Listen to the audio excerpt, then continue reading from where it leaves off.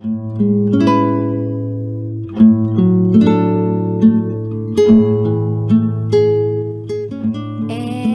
now, it's time for DJ Rocky's Secret Files.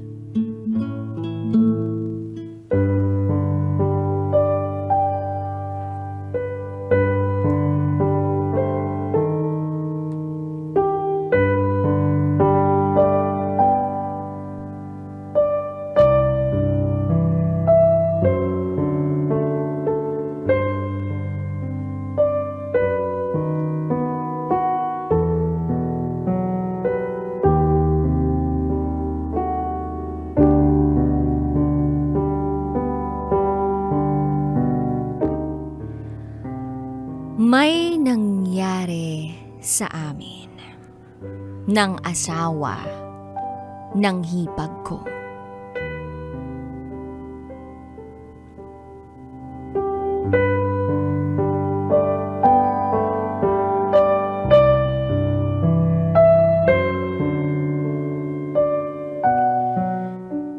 Hi DJ Rocky. Itago mo ko sa pangalang Pendy. At ito,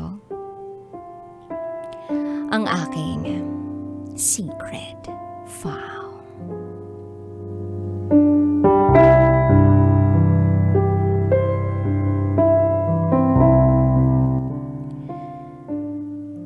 May nangyari sa amin ng asawa ng hipag ko.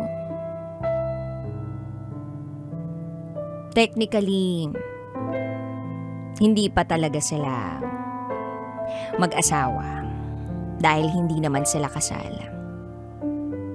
Pero may isa silang anak. Ako naman ay kasal at may 2 anak. Itago natin ang ka-live-in partner ng hipag ko sa pangalang Jay. Ang hipag ko ay bunsong kapatid ng asawa ko. Iisang compound lang ang tinitirhan namin. Matanda ako ng 10 taon kay Jay. Kung tutuusin, dapat mas alam ko kung ano ang tama at dapat gawin. Pero hindi ko alam kung paano ako napunta sa sitwasyong yun. Matagal ko na itong isinesekreto. At eto nga ako ngayon, sumusulat para mailabas ang bigat ng nararamdaman ko. Ganito kasi yun. Madalas siyang pumupunta sa bahay namin para makipagkwentuhan. Tapos nakikipaglaro siya sa bunsong anak ko. Inaanak niya rin naman yun. Kaya magaan ang pakiramdam naming lahat sa kanya. Ang bilis ng pangyayari. Isang araw, pumunta siya sa bahay namin. At bigla na lang siyang naglambing sa akin. Nagkataon nun, natulog ang mga anak ko. Dahil tanghaling tapat yon. Yung asawa naman niya ay tulog din doon sa bahay nila. At sa tagpong yun, yun na pala ang pagkakataon na iiba sa nakasanayan namin. Bigla na lang siyang lumapit sa akin at hinalikan ako. Sa unay, nabigla ako. Pero unti-unti ay nagustuhan ko na rin ang halik na iyon. Gumanti na rin ako ng halik sa kanya. At yung kamay niya ay inilagay niya sa babang parte ng katawan ko. Bumulong siya sa akin na kung po pwede, gawin namin yun. Ewan ko ba kung anong pumasok sa isipan ko. At hindi ko siya hinadlangan. Hindi ako pumalag. At hinayaan ko siya sa gusto niyang gawin. Hanggang sa nagtagumpay siya. Pero after nun, may paghaharot pa na nasundan. Yung tipong pasimple niya akong hahawakan sa pribadong parte ng katawan ko. Tas magtitinginan lang kami at magngingitian.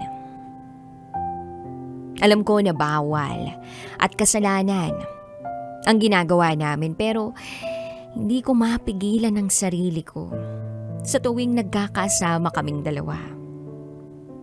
Aaminin ko, marupok ako. At madaling mahulog ang loob ko.